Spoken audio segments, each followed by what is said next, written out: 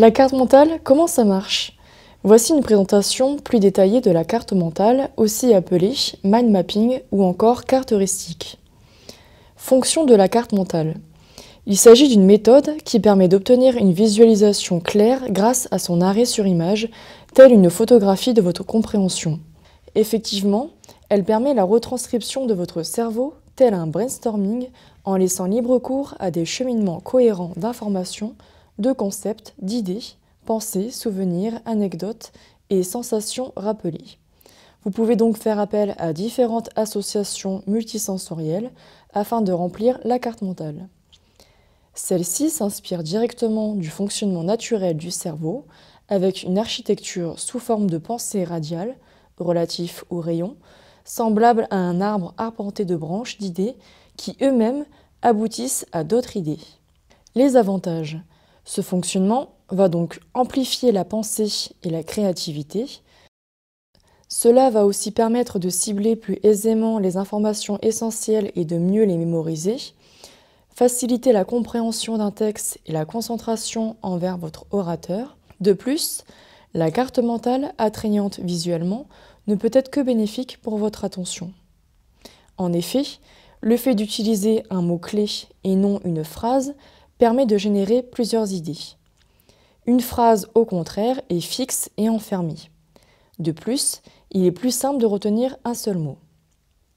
2. L'utilisation des couleurs met en évidence les concepts et mots-clés, facilite la mémorisation car on se souvient mieux des choses lorsqu'elles se démarquent. Il est aussi possible d'utiliser un code couleur stratégique afin de mieux mémoriser. 3. L'utilisation des images. L'expression « une image vaut 1000 mots » a été prouvée scientifiquement par les psychologues américains Ralph Eiber et Raymond Nickerson. Le cerveau va enregistrer grâce à l'action immédiate de l'image les informations beaucoup plus facilement. De plus, elles permettent d'accentuer l'imagination. Nous allons nous pencher un peu plus sur la méthodologie de la carte mentale selon l'inventeur lui-même, Tony Buzan.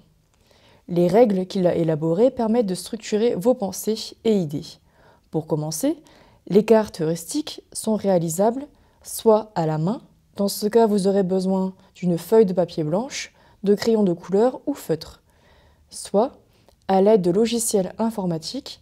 Voici quelques propositions telles que MindMaster, MyDomo, Koggle, Freeplane ou encore Xmind8. Voici les étapes. 1. Demandez-vous au préalable ce que vous souhaitez que la carte mentale vous révèle, en posant si besoin une problématique. 2. Prendre une feuille de papier vierge et la placer en position paysage afin d'avoir plus d'espace. 3. Dessiner ou placer, si c'est en version numérique, au centre, une image symbolisant le sujet. Tony Buzan recommande une image comportant au moins 3 couleurs différentes afin de la rendre plus mémorisable et attractive. Elle va aussi stimuler l'imagination et les associations d'idées. Vous pouvez rajouter en lettres capitales le nom du sujet. 4. Par la suite, vous réfléchirez au choix stratégique des 7 différentes grandes catégories se rapportant au sujet. Il est préférable de ne pas en utiliser plus de 7, puisqu'il a été prouvé par le psychologue américain George Armitage Miller que la mémoire à court terme, aussi appelée mémoire de travail, ne peut contenir que 7 éléments d'information de façon efficace.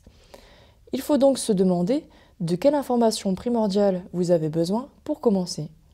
Pour vous aider, vous pouvez aussi vous dire qu'il s'agit d'un livre et que vous devez donner des titres aux 7 chapitres.